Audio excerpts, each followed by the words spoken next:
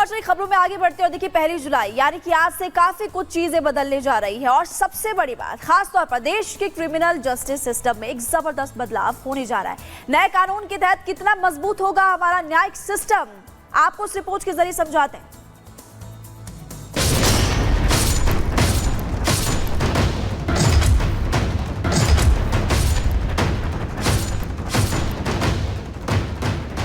जी हाँ, अंग्रेजों के जमाने से भारत में चला आ रहा काला कानून अब गुजरे जमाने की बात हुई। आज से देश में 3 नए कानून लागू हो गए हैं। लागू हुए नए प्रावधान के तहत अब आईपीसी, सीआरपीसी और आईईए की जगह बीएनएस, बीएनएसएस और बीएसए ने ले ली है, जो देश में अब बदलाव की एक बड़ी वजह बनने जा रहा है। आज से लागू हुए इस नए कानून के तहत अब 0 एफआईआर या ऑनलाइन एफआईआर दर्ज हो सकेगा। इलेक्ट्रॉनिक सूचना के जरिए केस दर्ज होगा। हालांकि एफआईआर दर्ज होने पर व्यक्ति को 3 दिनों के अंदर हस्ताक्षर करने होंगे। मतलब साफ है, एक तरफ जहां आदमी को अपनी शिकायत दर्ज कराने के लिए अब थानों का चक्कर काटने से छुटकारा मिलेगा, तो वहीं अफसरों का मनुहार करने की भी जरूरत नहीं होगी। साथ ही जांच अफसर की भी जिम्मेदारी तय होगी और आखिर में जज भी न्यायिक प्रक्रिया के पूरे होने के बाद तय समय सीमा में फैसला सुनाने के लिए बाध्य होंगे। इंडियन पीनल कोड की जगह पर भारतीय न्याय संहिता, क्रिमिनल प्रोसीजर कोड की जगह भारतीय नागरिक सुरक्षा संहिता और इंडियन एविडेंस एक्ट की जगह भारतीय साक्ष्य संहिता आई है। अब जैसे 7 साल से ज्यादा सजा वाले सभी अपराधों के लिए फॉरेंसिक साइंस लेबोरेटरी का विजिट घटनास्थल पर अनिवार्य होगा। दोष सिद्धि अनुपात यानी कन्विक्शन रेशियो बढ़ेगा।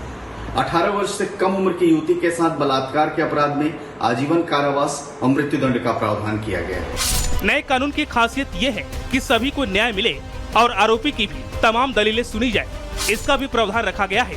हालांकि इसमें पुलिस की जवाबदेही बढ़ेगी, लेकिन नए कानून के तहत अगर किसी को गिरफ्तार किया जाता है तो पुलिस को आरोपी के परिजन को जानकारी देनी होगी। 90 दिनों के अंदर चार्जशीट दाखिल करनी होगी। साथ ही चार्जशीट की कॉपी पीड़ित को भी देनी होगी। विशेष स्थिति में समय सीमा 180 दिनों तक बढ़ाई जा सकेगी। पुलिस को गंभीर अपराधों की 14 दिनों में जाँच करनी होगी। रेप पीड़िता की रिपोर्ट 7 दिन में कोर्ट को भेजनी होगी। हालांकि एफआईआर दर्ज करने के लिए दिए गए 90 दिनों की समय सीमा को 180 दिनों तक बढ़ाया जा सकेगा, लेकिन इसके लिए तय सीमा को फॉलो करना होगा और ये बताना होगा कि समय सीमा क्यों बढ़ाई गई।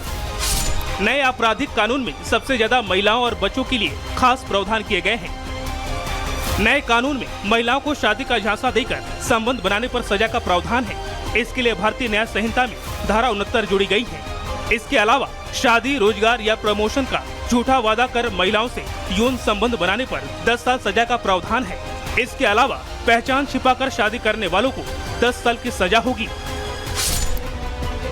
नए कानून में महिलाओं और बच्चों से जुड़े अपराधों को धारा 63 से 99 तक रखा गया है। नाबालिग के रेप के मामले में मौत की सजा का प्रावधान रखा गया है।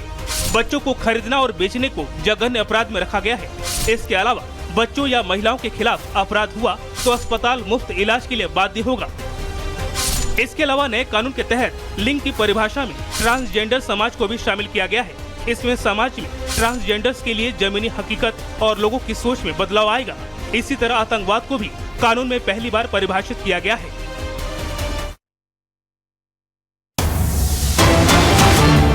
बड़ी खबर, नए कानून के तहत पहला मामला दर्ज हुआ है।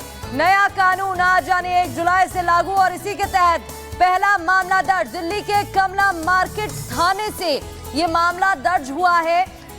1 जुलाई यानी कि आज 3 नए कानून लागू। भारतीय न्याय संहिता के तहत एफआईआर दर्ज हुई है। बीएसएस, एनएसएस और अब यहाँ पर तीसरे कानून के तहत मामला दर्ज कर लिया गया है। देखिए बड़ी खबर लगातार आपको बता रहे हैं कि कमला मार्केट में केस दर्ज हुआ। लगातार इस एफआईआर फिलहाल दर्ज हुई है। पुलिस इस पूरे मामले को लेकर जांच पड़ताल करेगी और लगातार हमने आपको देश भर की तमाम बड़ी खबरें बताई। यहाँ पर वक्त एक छोटे से ब्रेकअप, जल्द वापस लौटेंगे।